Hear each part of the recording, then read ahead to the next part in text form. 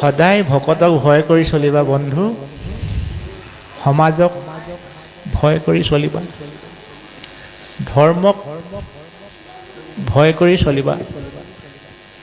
যদি তুমি জ্ঞানী হলো বুলি, ধন টকা পইচা হ'ল বুলি, তোমাৰ ডিগ্ৰীধাৰী হ'ল বুলি যদি তুমি ভক্তিৰ পৰা যদি তুমি আঁতৰি থাকা, জীৱনত তুমি সফলতাৰ শিখৰত উত্তীৰ্ণ হ'ব নোৱাৰিবা। এই জীৱনত আটাইতকৈ ডাঙৰ বস্তুটোৱে হৈছে ভক্তি। আৰু ভক্তিৰ উৎপন্ন হয় ঘৰখনৰ পৰা। আমাৰ উপমা আগন যেতিয়া সন্তান হৈ সংসাৰলৈ জন্ম হৈছিলোঁ, আমাৰ পিতৃ মাতৃয়েও আমাক লৈ পেলাই কিমান যে আশা সপোন কল্পনা কৰিছিল। এটা দিন আছিল যি সময়ত ছোৱালীবিলাক নিজৰ মাক দেউতাকক এৰি থৈ যেতিয়া আনৰ ঘৰলৈ গৈছিল, তেতিয়া তেওঁলোকে কান্দি কান্দি গৈছিল। সন্ধিয়া হোৱাৰ লগে লগে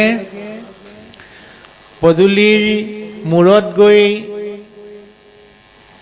ডিঙি মেলি মেলি চাইছিল, জানোচা ঘৰৰ কাৰোবাৰ ভায়েকক দেখে নেকি, আপোন কোনোবা মানুহক দেখে নেকি। সেইকাৰণে গীতিকাৰসকলে গাইছিল, সন্ধিয়া আকাশত বগলী উৰে, আইৰে ঘৰলৈ মনতে পৰে। যিমান মানুহজনে মৰম দিলেও, যিমান সুন্দৰ গাড়ীত ঘূৰাই লৈ ফুৰিলেও, যিমান সুন্দৰ অলংকাৰ পিন্ধালেও, সেই গাভৰুগৰাকীৰ নিজৰ মাকলৈ মনত পৰা যিটো প্ৰেম, সেই প্ৰেমৰ দৰে আপুনি মই পৰম ব্ৰহ্ম ভগৱন্তৰ লগত প্ৰেমৰ বিনিময় কৰিব লাগিব। সম্পৰ্কটো তেনেকৈ আমি গঢ়িব লাগিব, তেনেকৈ আমি ৰূপ দিব লাগিব।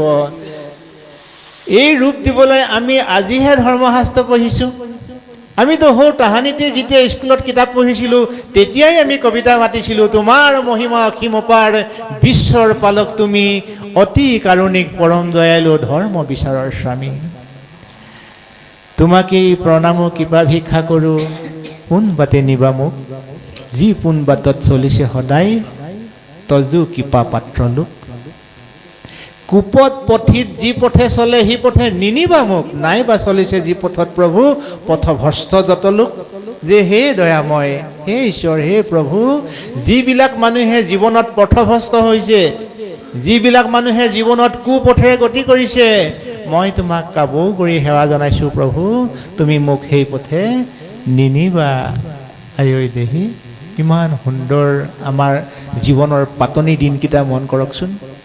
যেতিয়া আমি প্ৰাথমিক পৰ্যায়ত পঢ়ি আছিলোঁ, প্ৰাৰ্থনা গাওঁতে আমি শেষত কৈছিলোঁ, ওম সতুমা সতগময় তম সুমা জ্যোতিগ্ৰময় মৃত্যুমা অমৃতংগময় ওম শান্তি শান্তি শান্তি। তাৰ মানে কি? হে প্ৰভু, তুমি মোক অসতৰ পৰা সৎ পথলৈ নিয়া, অসতুমা সৎগময় তমসুমা জ্যোতিগময়, আন্ধাৰৰ পৰা প্ৰভু তুমি মোক পোহৰলৈ নিয়া, মৃত্যুমা অমৃতংগময়, মৃত্যু পথৰ পৰা তুমি আঁতৰাই মোক অমৃতৰ পথলৈ লৈ যোৱা। যি পথেদি গ'লে মোৰ জীৱনটো শান্তি শান্তি শান্তি হয়। ইমান সপোনৰ আমি একোজন আলাসৰ লাৰু। গতিকে আমি যদি জীৱনত বাট বুলি অবাটে গতি কৰোঁ, পৰম ব্ৰহ্ম ভগৱন্তই মনো কষ্ট পায়। আমাৰ আত্মীয় স্বজনে মনো কষ্টটো পাবই, স্বয়ং জগতৰ ঈশ্বৰেও মনো কষ্ট পায়। আৰু ঈশ্বৰে যদি কাৰোবাৰ কাৰণত আমাক কৃপাৰ পৰা বঞ্চিত কৰিব লগা হয়, সেই জীৱটো এই বিশ্ব ব্ৰহ্মাণ্ডত শান্তি নাপায়। গতিকে সদায় ভকতক ভয় কৰি চলিবা বন্ধু, সমাজক ভয় কৰি চলিবা, ধৰ্মক ভয় কৰি চলিবা। যদি তুমি জ্ঞানী হলো বুলি, ধন টকা পইচা হ'ল বুলি, তোমাৰ ডিগ্ৰীধাৰী হ'ল বুলি যদি তুমি ভক্তিৰ পৰা যদি তুমি আঁতৰি থাকা, জীৱনত তুমি সফলতাৰ শিখৰত উত্তীৰ্ণ হ'ব নোৱাৰিবা। এই জীৱনত আটাইতকৈ ডাঙৰ বস্তুটোৱে হৈছে ভক্তি। আৰু ভক্তিৰ উৎপন্ন হয় ঘৰখনৰ পৰা। আমাৰ উপমা অগণন আছে। আমাৰ যুৱ বন্ধুসকলে যে আমাৰ ভক্তিৰ কথাটো শুনিবলৈ অকণমান টান পায়, আধুনিক গীতবিলাক যে শুনি ভাল পায়, শুনক, আধুনিক গীত শুনক, তাতো সুন্দৰ উপমা আছে। ধুনীয়া ধুনীয়া চিনেমা চাই চিনেমা চাওক, তাতো ল'ব লগা দিশ আছে। নাই আজি তোৰ সংগী নাওখনি অকলে বা, নাই আজি কাৰো সঁহাৰি যিমান পাৰ আগুৱাই যা। বিচাৰিছ যদি প্ৰগতি নাহিবি আৰু উভতি, বিচাৰিছ যদি প্ৰগতি নাহিবি আৰু উভতি, নিবিলাবি হঠাৎ তোৰ যৌৱন তই নিজক কৰি ৰাখিবি সংযম। এই শব্দবোৰ আমাৰ ল'ৰাই মনত থৈছেনে? আমাৰ ল'ৰাই এই গীতবিলাক স্মৰণ কৰিছেনে? মা মোৰ মৰমৰ, দেউতা মোৰ চেনেহৰ, দূৰলৈ নিদিবি মোক,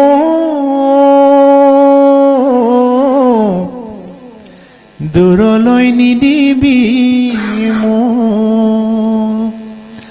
তাকে ভাবি গুণি উজাগৰে ৰাতি, দুগালে অচৰে আই লৈ যেতিয়া মনত পৰে।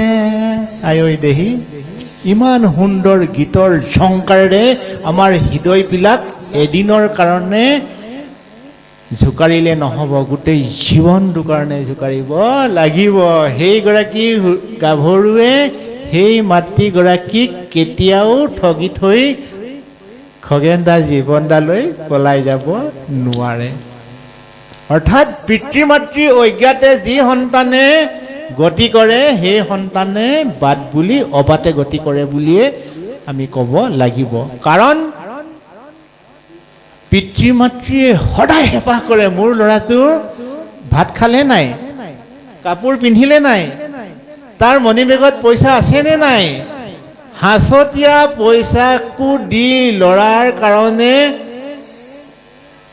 পিতৃ মাতৃয়ে কেৱল সিমানেই নে? এইখিনি কথা মই বৰ্ণনা কৰিব নোৱাৰোঁ।